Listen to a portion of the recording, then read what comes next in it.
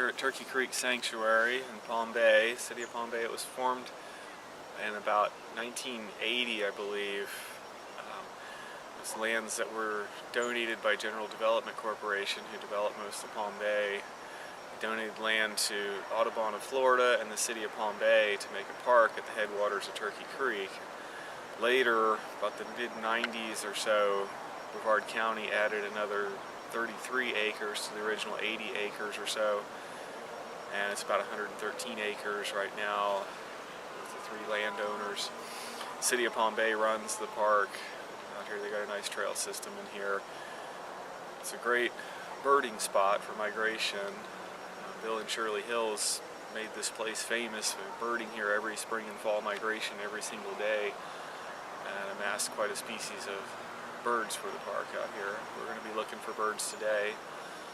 I already heard a couple of species. There's a warbler up over top of us here and some gnatcatchers. Had a good flight last night, according to the radar. I've already seen a few things moving this morning, so it could be a pretty good day. This is the butterfly garden. It's planted shortly after I started working here. One of the plants they planted is firebush here. It's Hamelia patens. It's a good hummingbird and butterfly plant. The tubular flowers are good for the hummingbirds.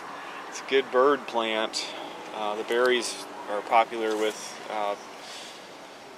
catbirds, cardinals, thrushes, and it's a native species. It's kind of a semi-tropical species, but it grows this far north and grows pretty well. Does a good in the Florida environment. Hey guys. Hey. Here.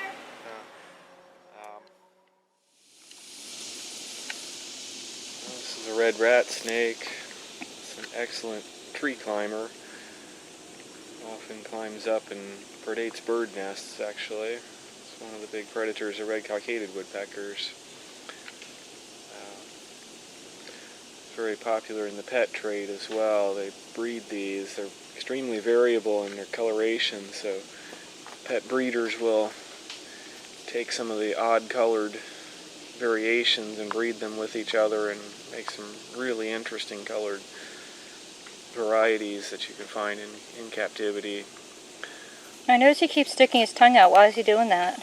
He's tasting or smelling the air, depending on your perspective, but they have what they call a Jacobson's organ in the roof of their mouth, and they flick their tongue out and sample air molecules and then detect them with the Jacobson's organ, and it tells them a bit about what's around them. So whether that's taste or smell is a matter of opinion.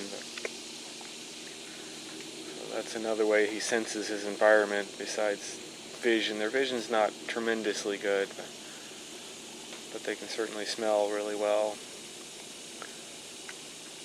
Looks like he's done taking his rest. Awesome. He's got a couple joggers go right by him and he hasn't even moved. So he's probably maybe getting a little bit of sunlight to warm himself up, and he's going to go out and hunt now, look for some baby birds or who knows what. Now I'm curious, it's very, very warm here right now. Why would he need to warm himself when it's 90 degrees out? He may have been in a cooler environment prior to this. Like down in the detritus and stuff? Yeah, down in the vegetation, or he may have been up in the trees for that matter. They're excellent tree climbers. But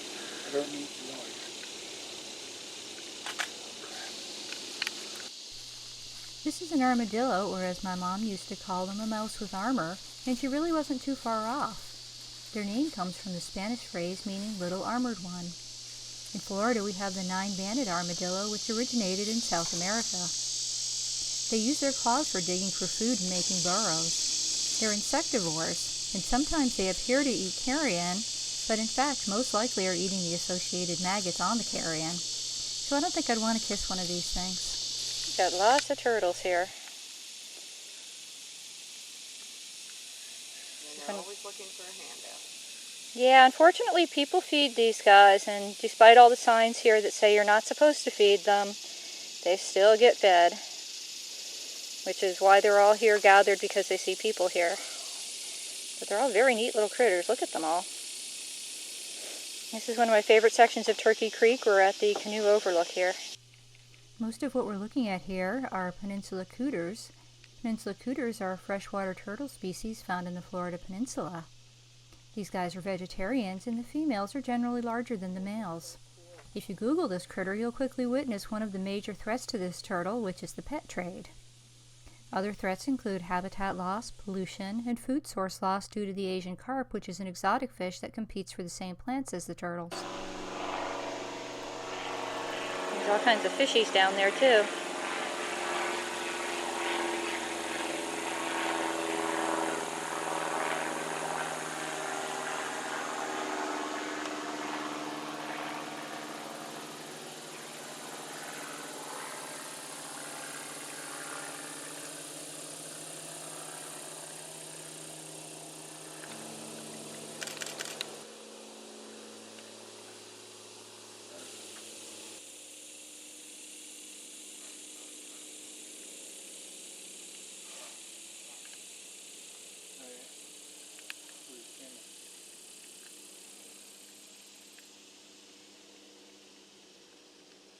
Just for comparison, this is Susie, and this is a very, very wide tupelo. I don't know if you can get the perspective here.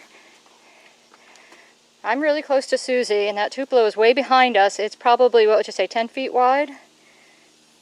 Something. Yeah, that is an extremely wide tupelo. So what kind of trees we got here? Well, mostly hackberries at the moment.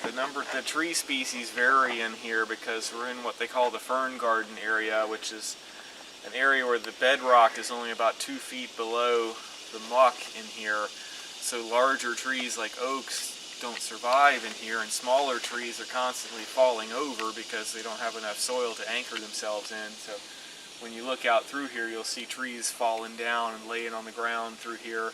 There used to be a lot more maples in the past when I worked here, but they've mostly fallen over, and the hackberries are fast-growing trees, so they come in and colonize an area like this, but even they're falling over in here. You can see them falling in places in here. So I got a question for you. Just a couple little ways back, we saw a tupelo, and it was massive, so it's a huge, huge tree. So how did that get to be so big? Why didn't that fall over? it's actually outside of the fern garden area in here. It's back in the mature hammock area, which is a lot deeper soil in that area, and it's a much older area. This used to be part of the creek in here. It's a very long forgotten oxbow where the creek has moved further east and left this area pretty much dry except in the highest water times. So that section we just came through is the mature hammock. It's some of the oldest part of the hammock, and it's actually deeper soils in there, and it'll support trees like live oaks and tupelo.